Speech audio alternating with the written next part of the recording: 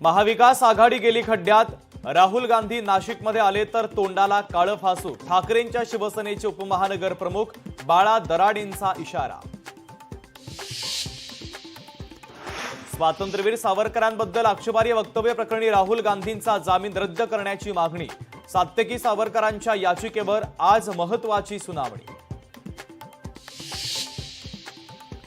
मंत्री चंद्रशेखर बावनकुळेंनी अधिकाऱ्यांना चांगलंच खडसावलं, जनता दरबारात 10 पैकी 8 तक्रारी तहसीलदाराच्या विरोधात असल्यानं बावनकुळे संतापले। आगामी मुंबई ठाणे पुणे पालिका निवडणुका भाजप स्वबळावर लढण्याचे अमित शहांचे संकेत, सूत्रांची माहिती।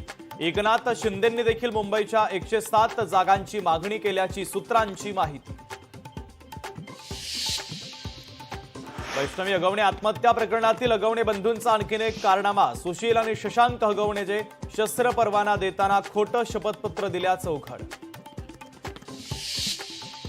पुण्यामध्ये आणखीन एक धक्कादायक घटना समोर, लग्नाचा आमिष दाखवत प्रेम संबंध ठेवले, लग्नाला नकार दिल्यानं अल्पवयीन तरुणीची आत्महत्या।